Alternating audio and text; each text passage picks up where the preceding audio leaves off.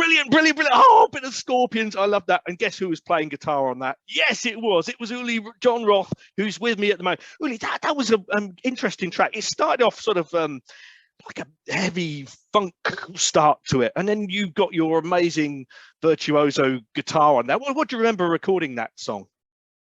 It was a bit of a departure from our usual Scorpions stuff because we had never done a track like this.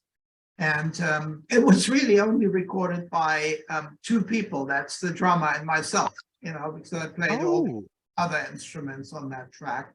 And then, of course, Klaus-minded vocals, you know. Yeah. So, and it's sort of almost, it's not quite funk, but it's almost getting into that realms of Hendrixy funk sort of stuff in there. It's more like a flamenco kind of flamenco kind of feel, you know. That's where I had the idea from. You know, a flamenco rhythm, although it isn't technically or exactly a flamenco rhythm, but it has this kind of rhythmical groove that you find in flamenco, you know. It could be flamenco. Well, the guitar solo is certainly also inspired by that. Yeah, it's probably a bit of Phrygian in there as well to inspire it. Stuff. It sounds great. It sounds great. Well, look, that's getting to the end of the show. Let's go back to the start because I haven't really talked about the start. So how did you get the gig with the Scorpions in the first place? Well, one day I got a phone call from Michael Schenker's girlfriend, Gabi. Right, okay. Who later became his wife. Very sweet person. We're still friends today. And she said, can we meet up? Michael needs to talk to you, you know? So I said, sure. So we met in town and he said, how would you like to do an album with the Scorpions? Because I need to go to India to meditate. Okay. I remember that. He obviously didn't want to let the cat out of the bag that he had just joined UFO, but he thought that I was the right fit for the Scorpions, you know. And then 10 days very short while afterwards, I got a phone call from Rudolph, who said, you know that Michael left the band, which I didn't, for UFO, which I didn't actually know because Michael didn't really spill the beans on that. But he said, we've got a gig lined up still. Can you do that gig on behalf of Michael? And that was that, you know. So he sent me some tapes of some of the material, which was mainly Lonesome Crow material, like I'm Going Mad, stuff like that, In Search of the Peace of Mind. And then we had one rehearsal, just Rudolph, the drummer, and myself. Bass player didn't even show up, nor did Klaus. And then we did that show. It was, which was at a festival with a couple of other German bands. And the show went very, very well. And I think Rudolph and I, we kind of bonded, you know. I really saw, oh, wow, there's some real connection here, you know. And after that, a while after that, Rudolph came to the Dawn Road rehearsals, and he began to sit in with us. And that's how all that started. Wow. And then very soon after that, we did some rehearsals, wrote some songs, and then we had a television appearance on German TV, which back then was a big deal because back then, just like in England, you didn't have a million channels. You only had 2 or 3 channels. So whatever happened on TV was like it went nationwide. So this was good for us because we played 2 songs, and because of that, we got kind of talent spotted by RCA, the record company. And that got us a 5-year recording contract with RCA. So that's really how that story started. Wow, it sounds amazing. So what was it like to turn up the first time? You're doing, you know, you're joining a band like the Scorpions. Okay, they weren't as big as they were probably in the late 70s and so on, but you're still joining a big band and you're going off to do a festival. Were you nervous? Was it scary? Was it like a high? No. What was it like? No, I was not nervous. I was never ever nervous in those days. I I was strangely self-assured, I guess, Don't ask me why, but I had learned the music and I was good at improvising, which you needed to be in a situation like that.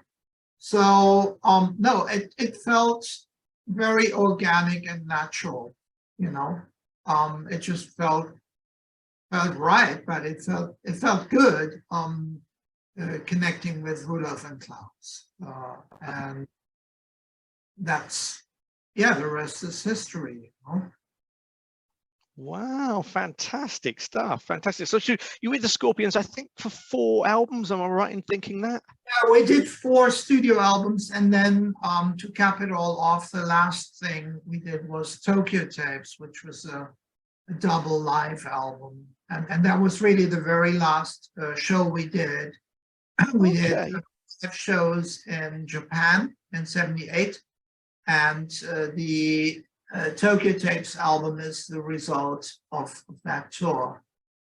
Wow, wow. Well, I'll tell you what, let's have a listen to one of those. This is actually the revisited version of it. Yeah. Tell us a little bit about that before we play it. The Revisited is an album that I did because that was just prior to my 50 years kind of anniversary tour. I took a good look into the past, and yeah, and I revisited that Scorpions material again and played it live, and gave it some new arrangements, and I had a very talented, very powerful band. They're still with me, in fact. And we played that same hall in Japan, Sun Plaza Hall, that we recorded Tokyo Tapes in. And we filmed it also. And so the result is, yeah, Tokyo Tapes Revisited. That album did very well. Tokyo is such a wonderful place. I've had the pleasure of staying there for a few weeks and playing out there as well. And it's just wow. Yeah, I've been out there for a few weeks and I played out there as well. What an amazing place. Very different type of audience. They're sort of well behaved in a way, and they'll clap right at the end, and it's great.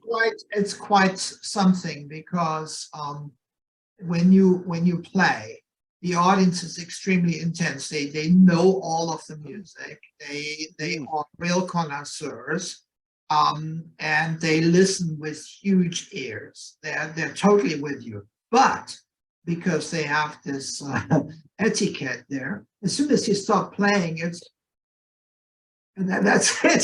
So you get a little bit of it's like getting a pink drop. Silence, and that takes some getting used to. Because of course, when you play in America or South America or whatever, Greece, then the audiences go mad or they go wild, and it's a completely different form of abandonment. But in Japan, they're so extremely well behaved, but it's inside. It goes very deep with them. You can really feel it, and each time when I come to Japan, like even at the airport, I feel the vibe of the country is very, very different from Europe or anywhere else. There's a certain something in the air that kind of I can pick up, and that gets to me. It's a certain frequency of being, and I find that very fascinating.